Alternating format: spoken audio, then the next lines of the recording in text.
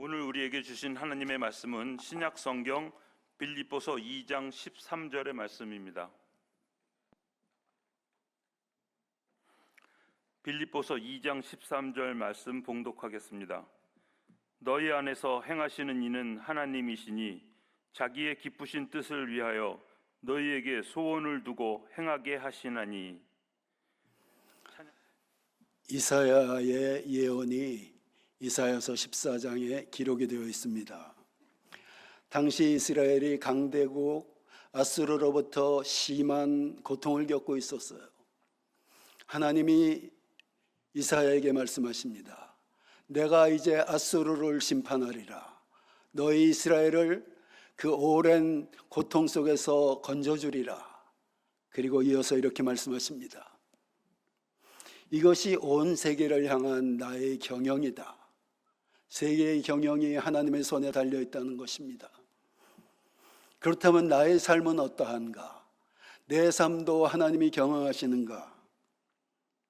하나님이 나의 삶을 꿈을 통해서 경영하십니다. 오늘 우리는 꿈을 통해 나의 삶을 경영하시는 하나님의 역사에 대해서 알아봅니다. 첫째로, 꿈이란 무엇인가?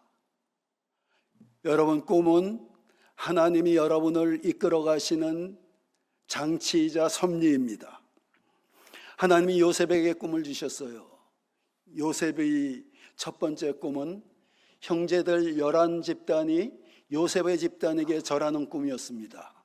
두 번째 또 꿈을 꿉니다. 이번에는 해와 달과 11별이 요셉에게 절을 합니다. 이어서 같은 계시의 꿈이 온다는 것은 분명한 하나님의 약속이라는 의미예요.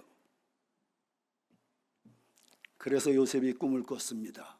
어떤 꿈을 꿨겠습니까?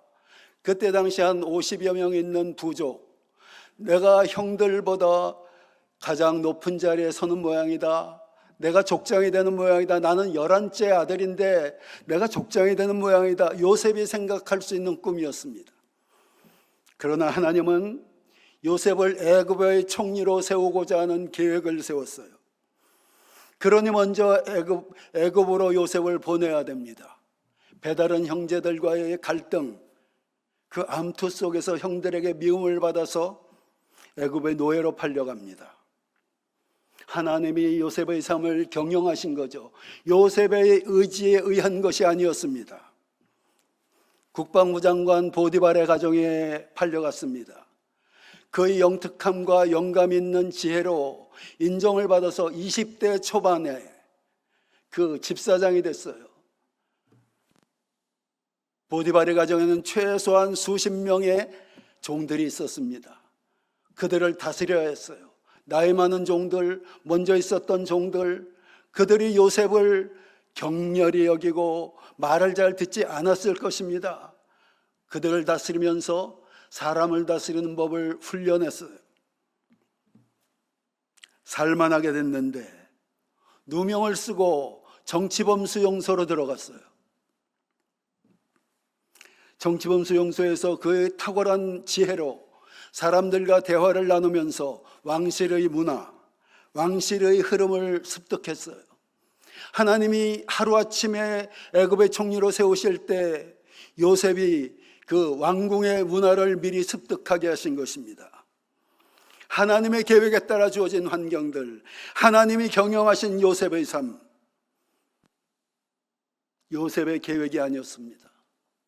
자, 그렇다면은 어차피 하나님이 요셉을 애굽의 총리로 세우실 것인데 요셉에게 꿈이 왜 필요한 것인가? 계획대로 될 것인데 꿈을 왜 주셨는가?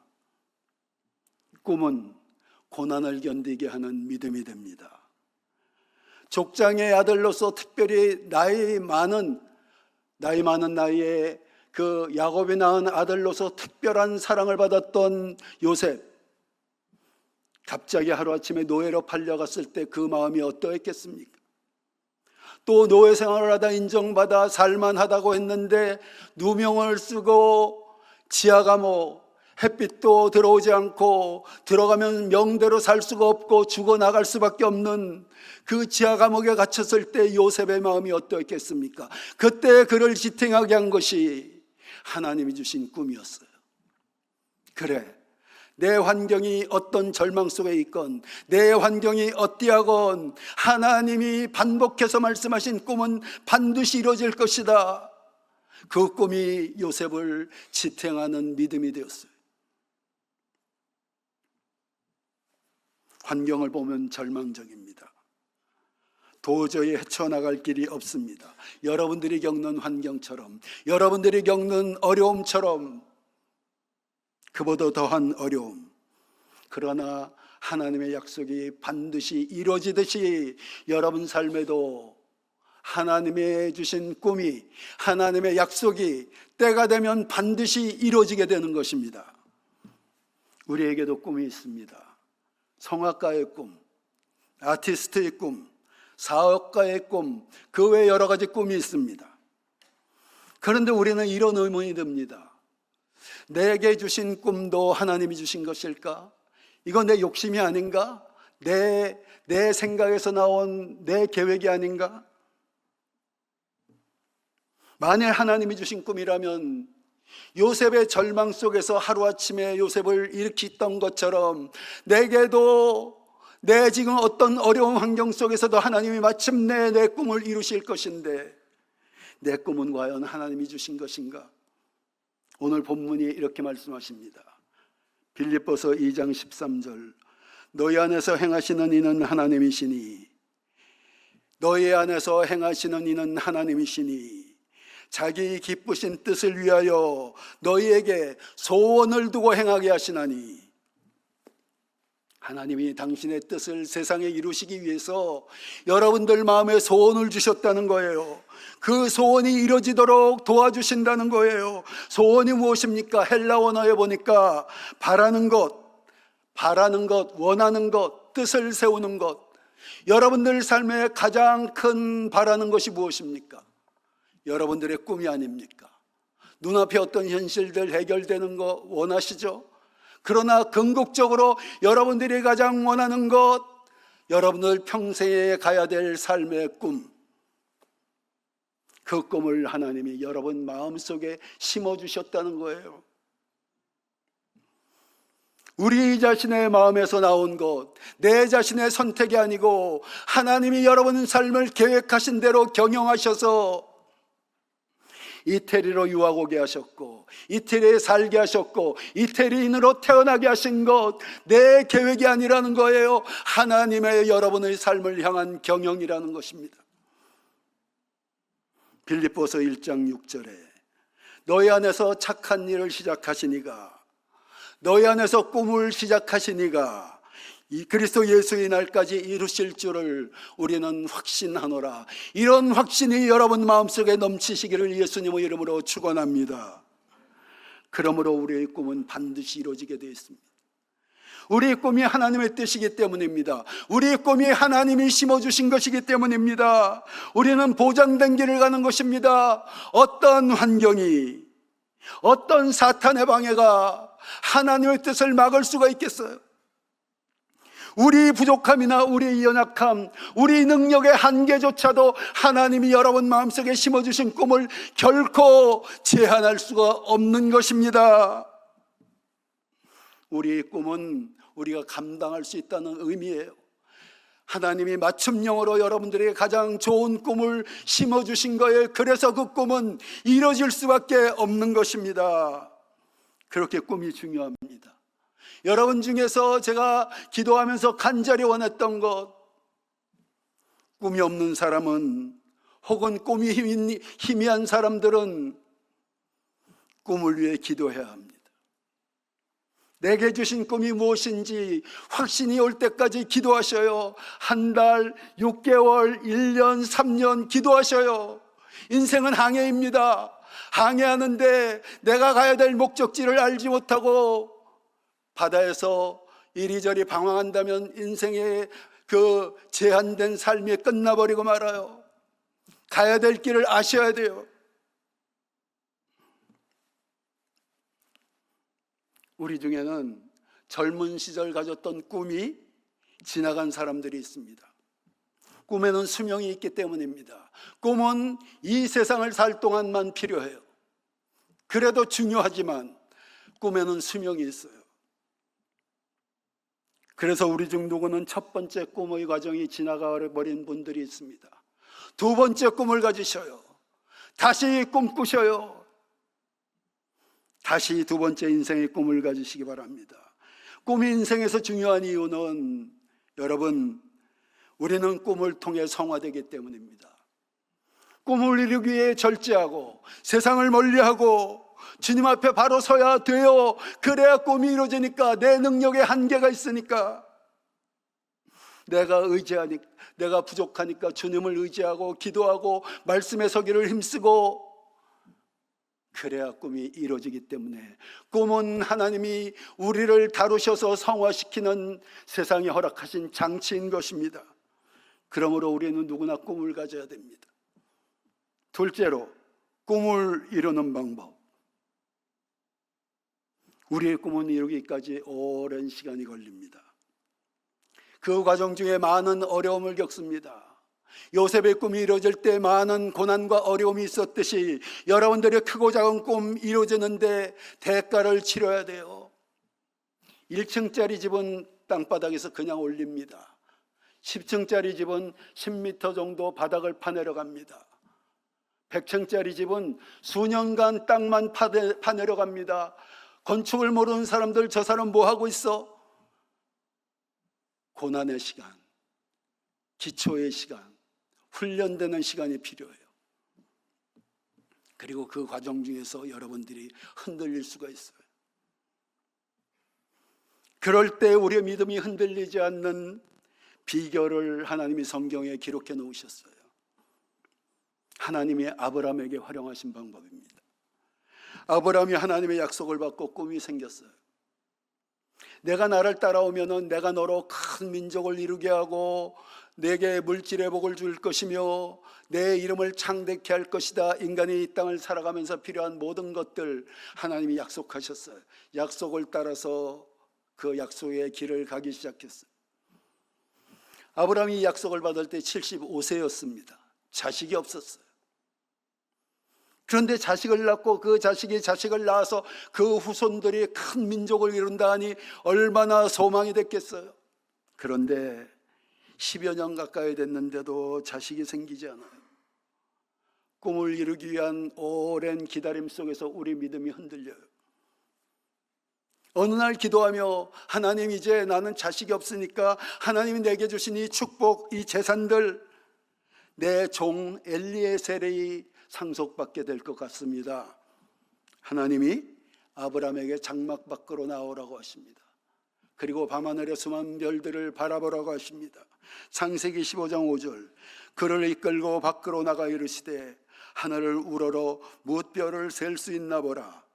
또 그에게 이르시되 내 자손이 이와 같으리라. 그를 이끌고, 여러분 성경의 한마디 한마디는 너무나 중요하고 너무나 깊은 의미가 있어요. 기도하고 있는 아브라함, 얘야 너 마음에 상상해봐. 밖에 수많은 별들이 있는데 내 자손이 그와 같을 거야 하지 않으셨어요. 일어나 나오라. 그리고 저 밤하늘의 수많은 별들을 바라보라. 바라보라. 그 밤하늘 수많은 별들이 가득한 광경이 밤마다 광야 생활을 하는 아브라함의 그 마음속에 깊이 새겨졌어요. 흔들릴 때마다 흔들릴 수가 없어요. 그 광경이 너무나 분명하기 때문에, 눈으로 바라본 것이 너무나 분명하기 때문에, 여러분 현대에 그것을 배운 심리학자들이 요즘 스포츠 선수들이 이미지 트레이닝 하지 않습니까? 여러분 성경의 모든 철학과 그리고 자연 계시 속에 숨겨져 있는 그 원리들을 찾아내는 것이 의학이고, 모든 것들이 성경에 다 있어요. 이미 4,000년 전에 주님이, 예수님이, 하나님이 아브라함에게 활용하신 방법, 영상의 법칙. 여러분 꿈이 있다면 여러분 꿈이 이루어진 장면을 마음속에 선명하게 그리시기 바랍니다. 그 선명하게 그려진 영상이 여러분들을 지탱하는 고난을 이겨내는 능력이 되어 그뿐 아니라 초자연적인 능력이 있어요. 여러분, 이미지 트레이닝에 무슨 효과가 있습니까? 나가서 훈련하는 것도 아니고 그냥 앉아서 이미지상으로 내가 이번 경기에서 최고의 기량을 발휘한다는 모습을 그리는 것. 근데 나가니까 그렇게 돼요. 이것은 물리적인 현상을 넘어선 초자연적인 역사입니다. 잠시 후에 이 원리에 대해서 좀 더 설명합니다. 다음으로 하나님이 아브라함에게 사용하신 믿음의 법칙이 있습니다. 아브라함이 99세 됐을 때 하나님이 아브라함에게 나타나 말씀하십니다. 창세기 17장 4절로 5절. 보라, 내 언약이 너와 함께 있으니 너는 여러 민족의 아버지가 될지라. 이제 후로는 내 이름을 아브람이라 하지 아니하고 아브라함이라 하리니 이는 내가 너를 여러 민족의 아버지가 되게 함이니라. 그때까지 아브라함의 이름은 아브람이었어요. 존귀한 아버지. 근데 아브라함, 열국의 아버지, 만국의 아버지, 이렇게 부르라고 해요. 여러분, 그 아브라함이 83세, 80대 중반에 롯이 전쟁에 휩쓸려서 포로되어서 잡혀갔을 때 롯을 구하러 아브라함이 집에서 데리고 있었던 종들 318명을 데리고 전쟁에 나갔습니다. 20세 넘은 사람들 318명, 그의 종이었어요. 그러면 아내도 있을 것이고 자녀들도 있을 것이고, 아브라함은 80대 중반에 이미 1000여 명의 종들을 거느린 거부였어요. 자, 99세가 되었습니다. 최소한 3000명, 5000명, 10,000명 되는 그 종들이 열국의 아버지시여, 만국의 아버지시여 이렇게 부르요. 민망하지만 그렇게 부르라고 했어요. 아브라함이 그 말을 들으면서 민망했는데 아직 아기도 없는 99세 된 할아버지에게 열국의 아버지라고 부르라 해서 모든 사람들이 그렇게 불렀더니 1년 후에 약속된 이삭을 낳게 되는 것입니다. 선포한 대로, 말한 대로 그런 역사가 일어났어요. 여기에도 무슨 어떤 물리적인 인과관계가 있습니까? 그냥 말한 것이죠. 그 말의 능력을 예수님도 보여주셨어요. 어느 날 예수님이 지나가시다가 무화과 나무가 있어서 열매를 좀 얻을까 해서 가보셨더니 열매가 없어요. 그래서 그 무화과 나무를 저주하십니다. 우리들에게 교훈을 주시기 위해서 저주하셨어요. 다음 날 아침에 지나가다 보니까, 베드로가 보니까 그 무화과 나무가 뿌리째 말라 있어요. 마가복음 11장 20절로 23절입니다. 그들이 아침에 지나갈 때 무화과 나무가 뿌리째 마른 것을 보고 베드로가 생각이 나서 여짜오되 랍비여 보소서, 저주하신 무화과 나무가 말랐나이다. 예수께서 그들에게 대답하여 이르시되 하나님을 믿으라. 내가 진실로 너희에게 이르노니 누구든지 이 산더러 들려 바다로 던져지라 하며 그 말하는 것이 이루어질 줄 믿고 마음에 의심하지 아니하면 그대로 되리라. 믿음으로 선포하면 환경이 지배를 당한다는 거예요. 우리 말이 환경을 변화시키는 초자연적인 능력이 있다는 거예요. 여러분, 하나님이 세상을 창조하실 때 성경이 기록하기를 가라사대 말씀하시되, 자 보세요. 상상해 봅니다. 이 무의 세계에, 이 우주의 세계에 하나님이 상상으로 빛이 있으라 하셨겠습니까? 아니면 이 성경같이 글을 써서 빛이 있으라 하게 써셨겠습니까? 성경이 기록되니까 하나님이 말씀하시는 그 말씀이 많은 물소리 같대요. 우렁찬 목소리로 이 물을 향해서, 우주를 향해서 빛이 있으라, 물과 물 가운데 창공이 생겨라, 땅에 풀과 나무가 생기라, 이렇게 말씀하시니까 그 물질의 세계가 형성되었어요. 그리고 그 말씀하시는 능력을 하나님의 형상과 모양대로 지음받은 우리 인간들에게 주셨어요. 그러므로 우리 말에도 물질 세계를 다스리는, 환경을 지배하는 능력이 있어요. 물론 우리가 한 번 말한다고 나무가 말라 죽지 않습니다. 그런 정도의 능력이 없지요. 그러나 믿음으로 계속해서 선포하면은, 여러분의 꿈을 1년 선포하고 5년 선포하고 10년 선포하면은 말이 나가서 환경을 움직이고, 말이 나가서 내 자신을 움직이고, 마침내 우리 이 물질 세계 속에, 내 환경 속에 내 꿈이 이루어지는 것을 여러분들이 보게 될 것입니다. 한동안 말의 힘에 대한 실험을 여러 사람들이 했었죠. 오래전에 MBC TV에서 실험을 했어요. 자, 여기 2그릇의 밥을 담아 놓았습니다. 한 그릇의 밥에는 고맙습니다라는 이름을 붙여놨어요. 그리고 헤드셋을 통해서 계속해서 사랑해, 너는 참 예쁘다, 네가 최고야, 이런 말을 계속 들려줬어요. 그리고 또 하나의 밥에는 짜증나라는 이름을 붙여놨어요. 그리고 미워, 넌 왜 그러니, 너 보니까 짜증나, 이걸 헤드셋을 통해서 계속 들려줬어요. 한 달 후에 문을 열었습니다. 긍정적인 말을 들은 밥은 뽀얗게 보기 좋은 곰팡이가 위에 서렸고, 그리고 구수한 고소한 누룩의 냄새가 났어요. 그리고 짜증나라는 부정적인 말을 들은 그 밥은 시커멓게 썩었어요. 여러분, 그 밥이 알아들을 수 있는 지각이 있습니까? 그냥 물질이에요. 어떤 지각도 없고, 그들의 그것을 듣고 반응할 수 있는 게 없는 물질이에요. 다만 말에 의해서 그런 역사가 일어났어요. 이거 어떻게 설명합니까? 성경이 기록하기를, 히브리서 11장 3절에 말씀으로 하나님이 세계를 지으신 것을 우리가 아나니 눈에 보이는 것은 보이지 않는 것으로 말미암았느니라. 눈에 보이는 이 물질 세계는 보이지 않는 말씀의 능력으로, 하나님이 선포하신 말씀의 능력으로 말미암았다고 기록이 되어 있어요. 그 원리가 우리에게 부분적으로 주어졌어요. 우리의 말, 초자연적인 능력, 아까 영상으로 바라봤던 그 영상의 초자연적 능력이 환경을 움직이고 내 자신을 움직여서 마침내 우리가 선포하고 바라봤던 바대로 꿈이 이루어지는 역사가 여러분 모두에게 넘치시기를 예수님의 이름으로 축원합니다.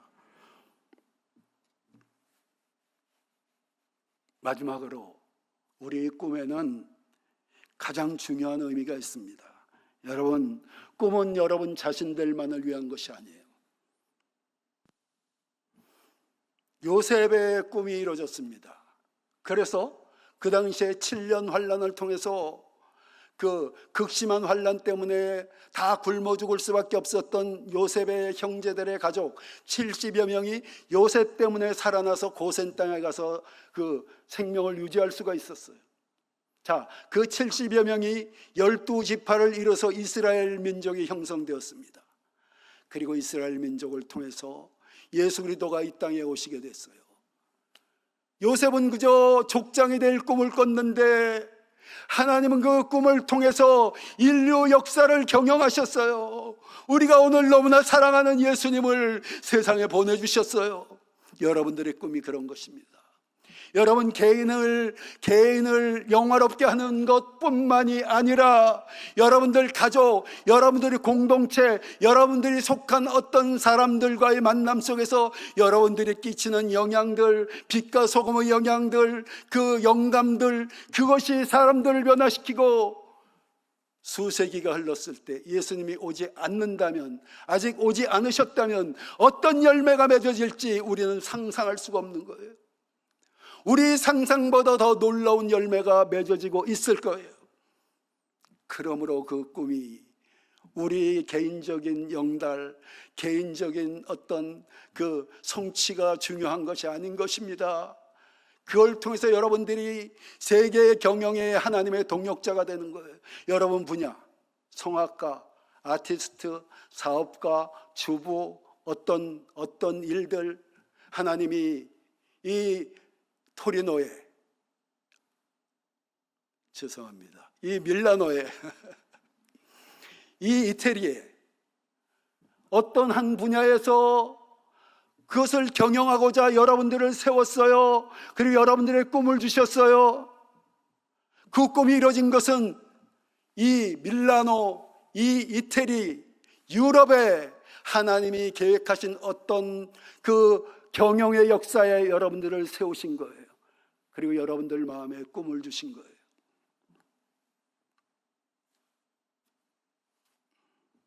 그러므로 여러분, 꿈을 가지시기 바랍니다.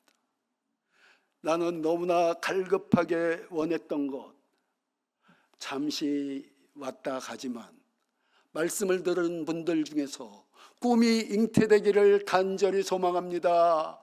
꿈이 잉태되기를 원합니다. 꿈에 확신을 갖기를 원합니다. 꿈을 위해서 기도하시기를 원합니다. 그게 세계 경영에 참여하시는 여러분들 삶의 역사이심을 기억하시고 그런 은혜가 넘치시기를 예수님의 이름으로 축원합니다. 자, 제가 오전에 예배드릴 때 집사님이 마음껏 하라 그러셔서 여러분들 축복하는 기도를 하고 싶습니다. 여러분, 우리 교회에서 하는 것인데 여러분들을 축복하고 싶어요. 아프신 분은 아픈 데 손을 얹고 소원이 있으신 분들은 가슴에 손을 얹으시기 바랍니다. 제가 기도합니다. 여러분, 모든 기도의 최상위 기도는 선포 기도예요. 우리가 기도하다가 최종적으로 선포하는 것입니다. 이 시간 예수 그리스도 이름으로 명하노니 머리에 숙인 하나님의 사람들, 그들의 생각과 마음에 염려와 근심과 낙심과 좌절과 상처와 미움과 분노, 정결치 못한 생각들, 여러 가지 생각들로 이들을 괴롭히고 있었던 악한 세력들은 이들에게서 묶음을 놓고 떠나갈지어다, 떠나갈지어다, 떠나갈지어다. 예수 그리스도 이름으로 이들이 환경을 막고 있고 가시와 저주와 엉겅퀴로 역사하고 있었던 이 저주의 세력들은 이들의 환경 속에서 떠나갈지어다, 떠나갈지어다, 떠나갈지어다. 예수 그리스도 이름으로 이들의 몸과 마음에 질병과 연약함으로 누르고 있었던 이 약한 질병의 세력들 묶음을 놓고 이 시간에 이들에게서 떠나갈지어다, 떠나갈지어다, 치료가 임할지어다. 따라서 하십니다. 나는 예수 안에서 의롭고 거룩해졌습니다. 의롭고 거룩해졌습니다. 나는 예수 안에서 환경의 하늘문이 열려졌습니다. 환경의 하늘문이 열려졌습니다. 나는 예수 안에서 영육간에 강건해졌습니다. 영육간에 강건해졌습니다.